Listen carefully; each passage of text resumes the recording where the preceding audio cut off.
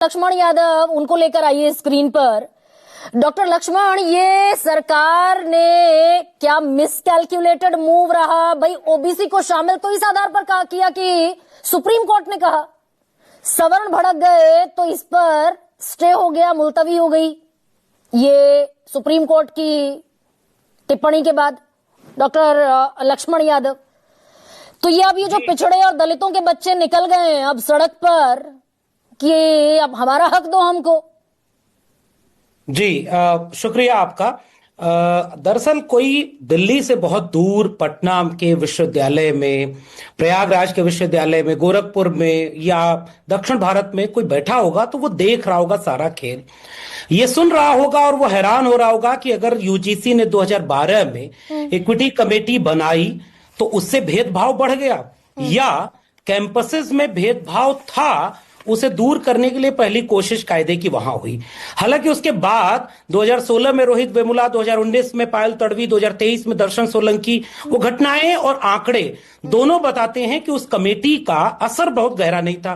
फिर वो दूर बैठे लोग देख रहे होंगे कि कोर्ट ने निर्देश दिया कि आप कोई सख्त कमेटी बनाइए और उसमें से वर्तमान के चीफ जस्टिस ऑफ इंडिया उस वाले निर्देश देने वाले जजों में भी शामिल थे।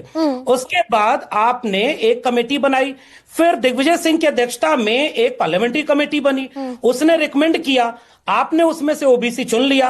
आपने ये क्यों नहीं चुना कि प्राइवेट एजुकेशनल इंस्टीट्यूशन में भी एससी एसटी ओबीसी का रिजर्वेशन दो? ये भी तो उसमें लिखा था, तो आपने ये चुन लिया। उसके बाद आपने गजट नोटिफिकेशन जारी किया। हालांकि मैं एक दो चीजें और जोड़ दूं कि एक तरफ आप जाति जनगणना का ऐलान करके उसमें एससी एसटी ओबीसी का कॉलम नहीं दिए थे, दूसरी तरफ यूजीसी को खत्म करने वाला एक कानून आप पीछे दरवाजे से ले आ रहे हैं, उसके बीच में यह विवाद आ गया।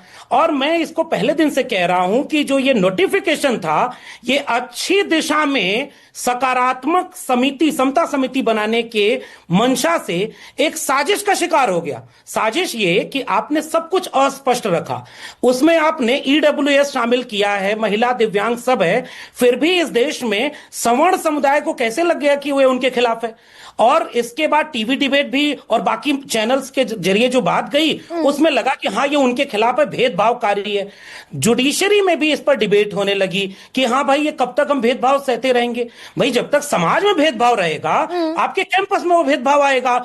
आपने थोराट कमेटी 2007 ने बनी तो उसने रिकमेंड किया ना कि भाई भेदभाव बढ़ रहा है, आपकी यूजीसी कहती है कि 118% भेदभाव बढ़ रहा है, और आप भेदभाव दूर करने के लिए समता समिति जब बनाए तो आपने आधे अधूरे मन से क्यों बनाया?